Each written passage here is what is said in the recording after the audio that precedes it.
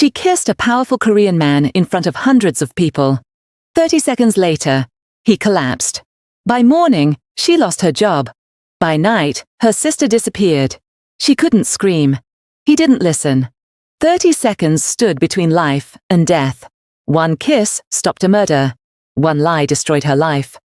What happened next changed everything. The first scream cuts through the orchestra before anyone understands where it comes from.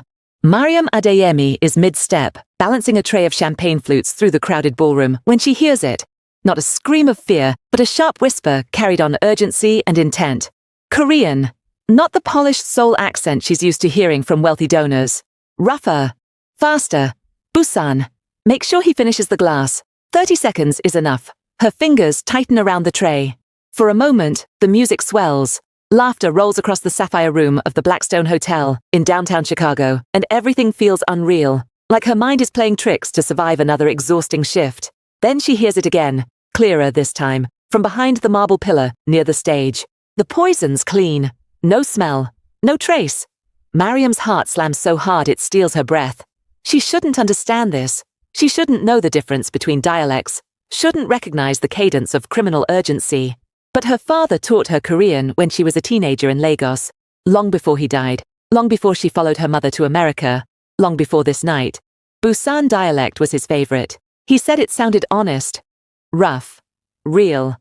She peeks around the pillar. A man stands with his back to her, tall, broad-shouldered, hair slicked back neatly, dressed in a white tuxedo that screams power without begging for attention. Park Dae-hyun. She doesn't know his name, but she knows his face. Everyone in Chicago's elite circles does. Donor, investor, quiet kingmaker, the white tiger. He lifts a champagne flute. Maryam's body moves before her brain finishes panicking. She steps forward, tray tilting dangerously, and the world seems to narrow into a tunnel. Security eyes her immediately. She ignores them. She drops the tray. Glass shatters, champagne spills, gasps ripple outward, and she grabs the lapel of Park Dae-hyun's jacket. What the? She doesn't let him finish. She presses her mouth to his. It's not soft. It's not romantic. It's desperate, clumsy, full of panic and purpose. The champagne spills between them, soaking his collar, dripping down his chest. Her lips barely touch his before she pulls back and shoves the glass from his hand. Time explodes. People shout. Security lunges. Cameras flash. Dae-hyun stiffens, his breath hitching, his face twisting, not in shock, but pain. His hand flies to his throat. His knees buckle. Maryam is dragged backward, fingers clawing at her arms. Your drink! She screams, twisting against the guards. It's poisoned! 30 seconds! They said 30 seconds! She switches languages without thinking, her voice breaking into Busan dialect. The glass! He can't swallow it! They're behind the pillar!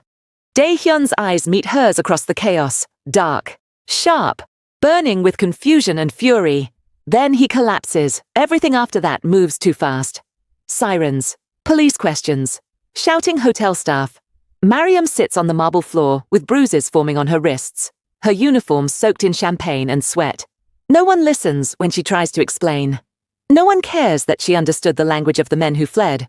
The story is already written. Waitress assaults donor at charity gala. By morning, she is fired. By noon, every hospitality agency in Chicago has her name flagged. By night, her face is everywhere online. Cropped, frozen mid-kiss, framed as a scandal. She doesn't sleep. Her phone buzzes non-stop until it suddenly doesn't. Her sister Aisha's messages stop coming through. Maryam tells herself it's just bad reception, just exhaustion, just fear spiraling out of control. At 2:17 a.m., a black van pulls up outside her apartment. She doesn't hear it until the door crashes inward. Hands grab her. A hood drops over her head. Zip ties bite into her wrists. She screams once before a calm male voice cuts through the darkness, speaking Korean. Easy. If we wanted her dead, she wouldn't be screaming. The van smells like leather and gun oil. Maryam's heart hammers so violently she feels dizzy. She thinks of Aisha. She thinks of her mother's prayers. She thinks she has made the worst mistake of her life. When the hood comes off, she's standing in a penthouse that looks like it belongs to a magazine spread. Floor-to-ceiling windows, steel and glass, the Chicago River glowing beneath city lights. Men in black suits line the walls like statues. Park Dae-hyun stands at the center. He looks worse than she imagined. Pale, eyes sunken. a faint tremor in his hand as he grips the back of a chair. But his gaze is sharp enough to cut. He studies her slowly. So, he says in accented English, voice low and controlled, "You kissed me in front of 500 people, and now I'm alive." Maryam swallows hard. "I didn't poison you." A muscle jumps in his jaw. "My doctors disagree." She laughs once, sharp and broken. "Your doctors weren't standing behind the pillar?" Silence drops heavy. He steps closer. She refuses to step back. "You expect me to believe a waitress risked her life for me?" he says. "Out of kindness?" "No," she snaps. "I expected you to listen." She switches to Busan dialect without warning, repeats the assassin's words exactly. Same rhythm, same slang, same careless confidence. The room shifts. Dae-hyun's eyes narrow, not with rage, but calculation. "Again," he says quietly. She repeats it. When she finishes, his hand trembles harder. He looks away, breathing through pain and realization. "No outsider speaks like that," one of the men murmurs. Dae-hyun raises a hand for silence. "She stays," he says. Maryam exhales, legs weak, but relief doesn't last. Days blur together inside the penthouse. Guards everywhere, doors that don't lock from the inside. Dae-hyun watches her constantly, testing, provoking, waiting for her to slip. Their clashes are quiet, but vicious. He values restraint. She values honesty. He sees emotion as weakness. She sees silence as cruelty. "You don't bow," he tells her one night. "I don't belong to you," she replies. He almost smiles. At night, the poison leaves him shaking, sweat soaking the sheets. She notices before anyone else. Brings water, calls the doctor. Doesn't touch him unless he asks. Trust creeps in reluctantly, until Aisha's phone goes dark. Maryam confronts Dae-hyun, panic clawing up her throat. He dismisses it at first. Then a video arrives on his private line. Aisha, tied to a chair, crying. A familiar voice off camera, amused and cruel. "Open the gates tomorrow night," Han Min-jae says softly. "Or your sister drowns." Maryam's world fractures. She looks at Dae-hyun, terror and betrayal colliding in her chest. He studies her face, already guessing. "If you betray me," he says quietly, "you die," she whispers back, tears spilling freely now. "If I don't..." She does. Outside, the river flows dark and endless beneath the city lights, and Maryam realizes the truth with crushing clarity. No choice she makes tonight will leave her innocent. And somewhere in the city, someone is counting down again. Maryam doesn't sleep. She sits on the edge of the bed in the guest room that feels more like a holding cell dressed in luxury, her hands locked together so tightly her knuckles ache. Every time she closes her eyes, she sees Aisha's face on the screen, tear-streaked, terrified, trying to be brave the way she always does. Her little sister has never liked crying in front of people. She hates feeling like a burden. Seeing her tied to a chair, mouth trembling, breaks something deep inside Maryam's chest. By dawn, her eyes burn, but her mind is clear in the worst possible way. She knows exactly what she has to do. The penthouse wakes slowly. Guards rotate shifts. Phones buzz. The city outside moves on, uncaring. Dae-hyun emerges from his bedroom near noon, freshly dressed, posture rigid, as if pain is an inconvenience rather than something eating him alive. His gaze flicks to Maryam immediately. It always does now, as if he's learned she's the first sign of danger or truth. "You didn't sleep," he says. She shrugs. "Neither did you." A corner of his mouth tightens. "You're watching me too closely." "You almost died," she snaps. "Forgive me for noticing." Silence stretches. It's different now. Heavier, loaded with things neither of them is saying. He pours himself tea, hands steady despite the tension coiled in his shoulders. "You're afraid," he says calmly. She lets out a bitter laugh. "Congratulations." He sets the cup down. "Tell me why." Her chest tightens. For a second, she almost tells him everything. Almost begs.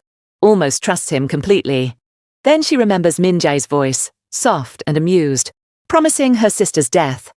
"I just want to go home," she says instead.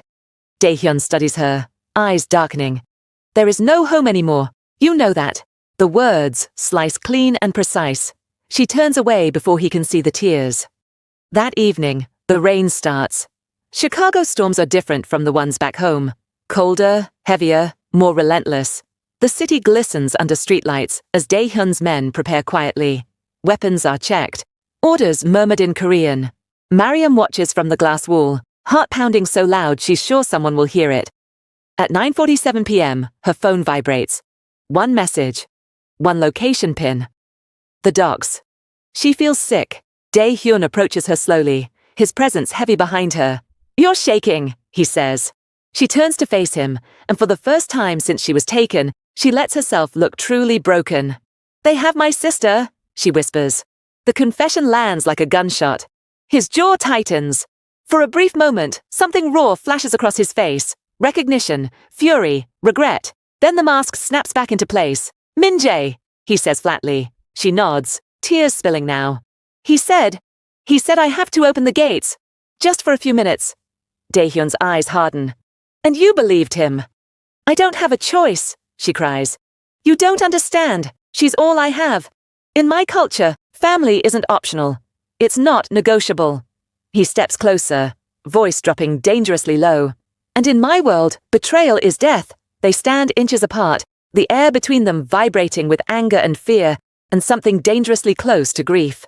"You taught me to tell the truth," she says hoarsely. "So I don't want to betray you, but I won't let her die." For a long moment he says nothing. Then he exhales slowly. "Do it." Her head snaps up. "What?" "Open the gates," he repeats. "Let him think he's winning."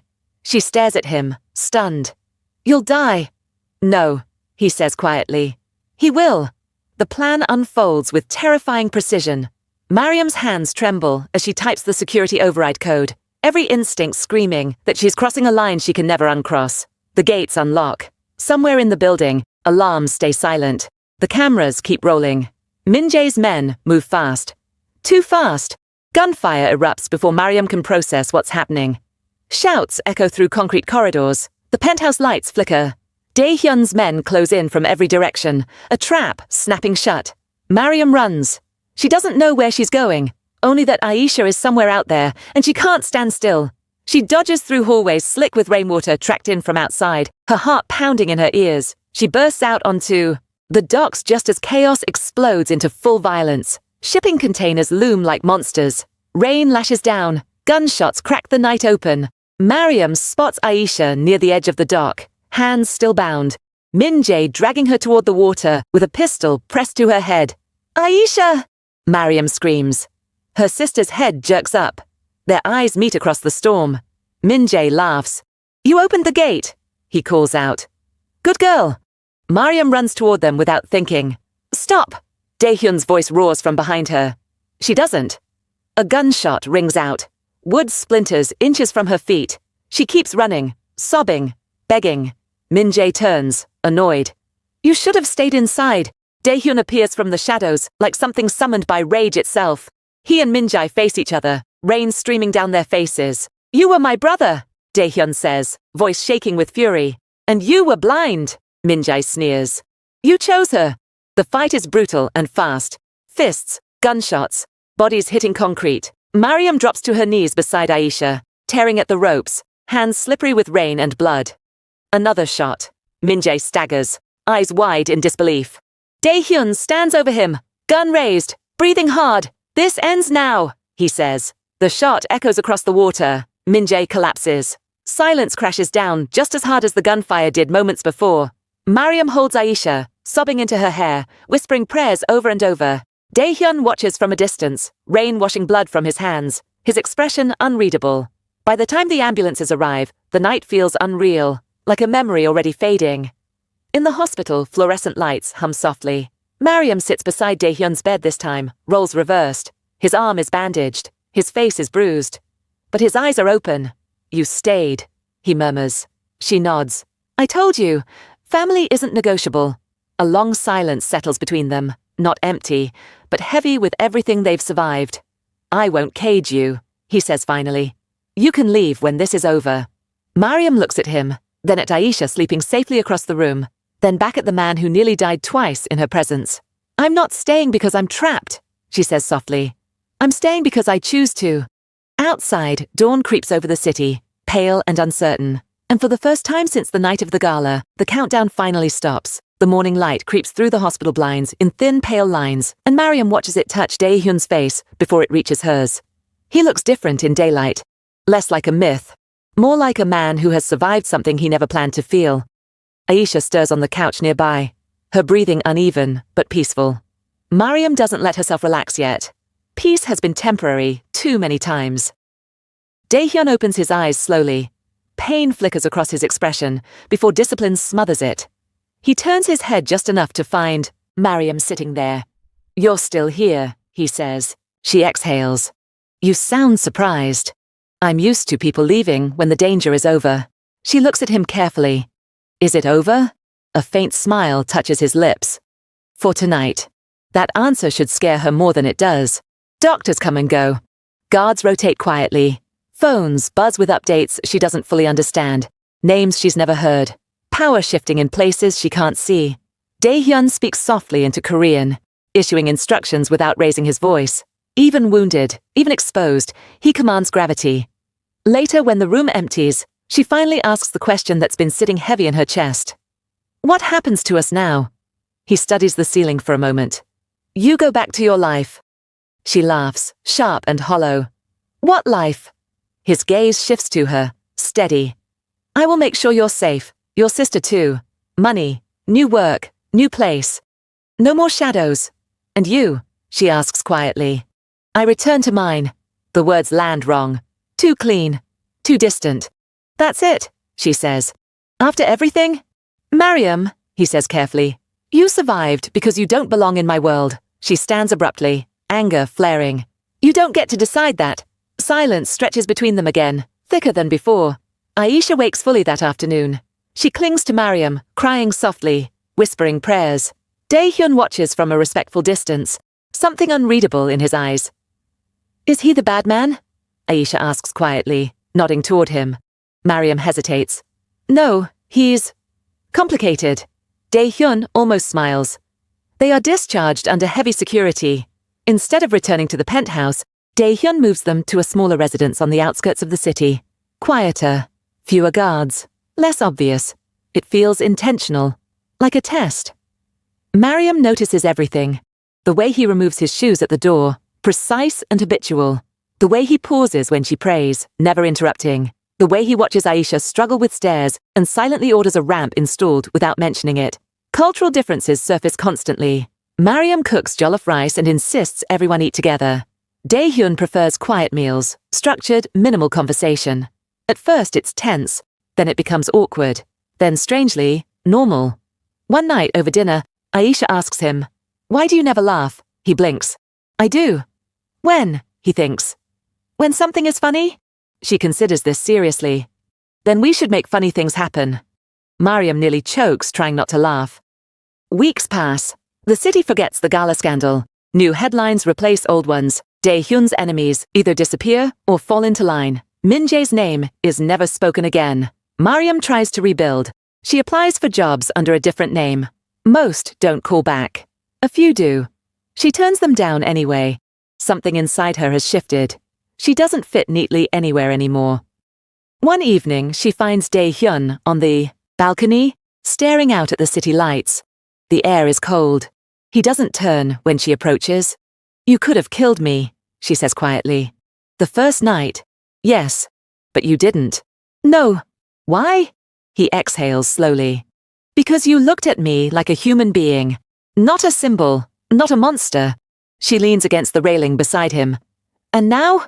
Now I look at you like a liability," he says, then adds, "and a reminder." "Of what?" "That power doesn't protect you from loneliness." Her throat tightens. "I'm not asking you to save me," she says. "I'm asking you not to push me away because it's easier." He turns to her then, eyes dark and searching. "You don't know what staying costs." She meets his gaze without flinching. "I stayed when I thought it would kill me." Something breaks in his expression. Not dramatically. Quietly. Like a wall cracking under pressure. The threat doesn't come with warning. It arrives as a message. Anonymous. Brief. Precise. Before we go any further, if this story is pulling you in, if you feel connected to these moments, thank you for staying with it. Stories like this are shared for people who feel deeply, just like you. If you'd like to keep discovering stories that cross cultures and touch real emotions, you're always welcome to subscribe. A gentle like helps this story reach someone else who may need it tonight. Now, let's continue. A photo of Maryam leaving a grocery store. A timestamp. Coordinates. Dae-hyun sees it first. He doesn't tell her immediately. Instead, he doubles the guards, changes routes, tightens control. Maryam notices, of course. She always does. "What's happening?" she demands. He hesitates. That alone tells her everything. "Someone's testing you," she says flatly, "to see if you're still weak." "They want leverage," he admits. "And I'm the leverage." "Yes," she laughs bitterly. "So what's the plan? Send me away again?" "No," he says firmly. "This time we end it. The trap is set deliberately." Maryam insists on being part of it. They argue for hours, voices raised, old wounds reopened, cultural clashes flaring hard. "You think bravery is recklessness," he snaps. "And you think control is safety," she fires back. It's not. In the end, he gives in. Not because she wins the argument, but because he realizes she won't survive being caged again. The meeting happens in an abandoned warehouse near the old rail lines. Maryam walks in visibly, deliberately exposed. Her heart races, but her face stays calm. Dae-hyun watches from the shadows, jaw clenched, every instinct screaming at him to pull her back. The men who approach underestimate her. They always do. When the ambush springs, it's fast and brutal. Dae-hyun's men close in, shots fired, screams, chaos contained quickly. Maryam stands frozen until it's over, then exhales shakily. Dae-hyun strides to her, gripping her shoulders. "Are you hurt?" She shakes her head. Then, unexpectedly, she laughs, not hysterical. Relieved. "I'm still here," she says. He pulls her into an embrace before he can stop himself. For a second, neither of them breathes. Later, as dawn breaks again, they sit side by side on the floor, backs against the wall, exhaustion heavy between them. "This doesn't end," he says quietly. "My world never stops hunting." She nods. "Neither does mine. Poverty, fear, displacement. We just dress it differently." He looks at her then, really looks. "What are you saying?" "I'm saying," she replies softly, "that choosing you doesn't mean choosing danger. It means choosing honesty." Silence settles, not empty this time. Outside, the city wakes again, and somewhere deep inside both of them, a new truth takes root. Fragile, dangerous, impossible to undo. Staying is no longer an accident. It's a decision. Morning comes quietly, the kind of quiet that only exists after violence has burned itself out. Maryam wakes in a stiff hospital chair with her neck aching and her throat dry. For a split second, she panics, reaching blindly for Aisha, until she feels a warm hand wrapped around her wrist. Her sister is there, curled up on the narrow couch, breathing evenly, color back in her face. The relief hits so hard, Maryam has to press her fist to her mouth to keep from sobbing. She looks toward the bed. Park Dae-hyun lies still, monitors blinking steadily beside him. His eyes are closed, his face bruised, jaw shadowed with stubble. He never lets show in public. Without the tailored suits and cold authority, he looks younger, more human, more dangerous in a different way. A doctor enters, checks vitals, nods once. "He'll live," she says. "But he needs rest. And fewer enemies." Maryam almost laughs at that. When the doctor leaves, Dae-hyun opens his eyes. "You're staring," he murmurs. She exhales shakily. "You scared me." His gaze flicks to Aisha, then back to Maryam. "She's safe." "Yes," Maryam says quickly. "She's safe. Because of you." Something tightens in his expression. He turns his head slightly toward the window, watching pale daylight creep over Chicago's skyline. "Min Jae was my first friend in this country," he says quietly. "Before the money, before the men, before the name." Maryam waits. She's learned not to interrupt his silences. "He used to say America would make us powerful," Dae-hyun continues. "That violence here wears nicer clothes. I didn't believe him at first." "You do now," she says. "Yes." They sit with that truth between them. Not heavy, just real. Aisha stirs, blinking awake. When she sees Dae-hyun, she stiffens instinctively. Maryam squeezes her hand. "He's the reason you're here," Maryam says softly. "He saved you." Aisha studies him for a long moment, then nods once. "Thank you," she says, voice quiet but firm. Dae-hyun inclines his head in acknowledgement, respect in the gesture. "You are brave," he tells her. "Both of you."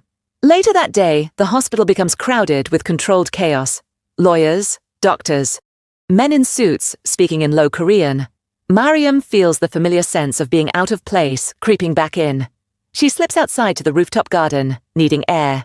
Dae-hyun follows an hour later, slower now, arm in a sling. He stands beside her without speaking, watching traffic crawl below. "You could leave," he says eventually. "Now, before things change again." She laughs softly. "You really don't understand African women, do you?" His eyebrow lifts slightly. "When we survive something together," she says, "we don't pretend it didn't happen. We decide what it means." "And what does this mean?" he asks. She turns to face him fully. "It means I won't be invisible anymore. Not to you. Not to your world." He studies her, something thoughtful settling into his gaze. "You would stand beside a man like me, knowing what I am?" "I know exactly what you are," she says. "I've known since the gala. Power doesn't scare me. Lies do." A faint smile touches his lips. It's brief, dangerous, real. The transition out of the hospital is swift and silent. News outlets report a tragic dockside shootout tied to organized crime. Names are never mentioned. Faces are blurred. The world moves on. Inside the penthouse, everything feels different. The guards treat Maryam differently now. They wait for her to pass. They lower their eyes. Some nod. She notices. Dae-hyun notices her noticing. "You've changed the balance," he says one evening as they share tea at opposite ends of the long table. She shrugs. "You kidnapped me. I returned the favor." He lets out a quiet chuckle before catching himself. "You make my men uncomfortable." "Good," she replies. "They made me uncomfortable first." Aisha settles into the spare room, slowly reclaiming her sense of safety. She cooks Nigerian food one night, jollof rice filling the penthouse with spice and warmth. The guards stare like they've encountered witchcraft. Dae-hyun tastes it cautiously, then reaches for more. "This is dangerous," he says. Maryam smiles. "So is kimchi. You survive." They argue often, about faith, about control, about the cost of power. "You don't need to carry everything alone," she tells him one night. "In my culture, the leader carries everything," he replies. "And in mine," she counters, "leaders who don't listen fall first." The words linger. Threats don't disappear with Min Jae's death. They just change shape. Rival factions test boundaries. Old allies hesitate. Dae-hyun moves carefully, strategically. Maryam watches, learns, questions. "You're not afraid," he says one night as they review security footage together. "I am," she admits. But fear isn't the same as silence. She becomes his translator in more ways than language. Cultural mediator. Moral mirror. When he orders violence, she asks why. When he hesitates, she asks what it costs. One evening, after a brutal meeting, Dae-hyun stands at the window, fists clenched. "If I stop," he says quietly, "they will destroy everything." Maryam steps beside him. "And if you don't, they'll destroy you." He turns to her, eyes searching. "You still want to stay?" She meets his gaze without flinching. "I already stayed." Weeks pass. The city hums. The penthouse breathes differently now, less like a cage, more like a command center, with a conscience slowly being forced into existence. One night, as thunder rolls over the lake, Dae-hyun reaches for Maryam's hand without thinking. She freezes for half a second, then lets him hold it. There is no promise in the gesture. No illusion of salvation. Just two survivors acknowledging the truth. Love doesn't arrive like a miracle. It arrives like a negotiation. And somewhere deep in the city's shadows, eyes are watching, waiting to see if the white tiger has grown soft. Or sharper than ever. The city never announces when it's about to test you again. Maryam senses it before anyone says a word. The guard's posture changes. Phones ring longer than usual. Meetings stretch late into the night. Dae-hyun grows quieter. His silence is sharpening instead of softening. Power has a way of punishing hesitation, and Chicago's underworld is no different. It begins with a message delivered the old way. No text, no call. A black envelope left on the penthouse dining table while everyone is accounted for. No one claims to have brought it in. Dae-hyun opens it slowly. Inside is a single photo.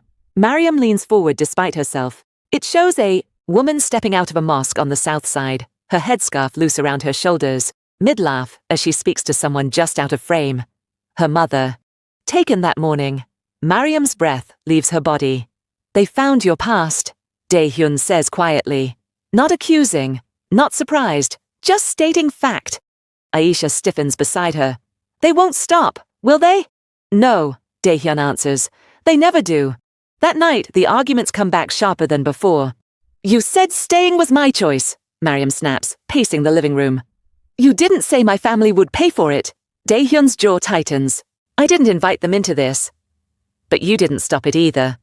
Silence stretches, thick and volatile. In my world, he says finally, distance is protection.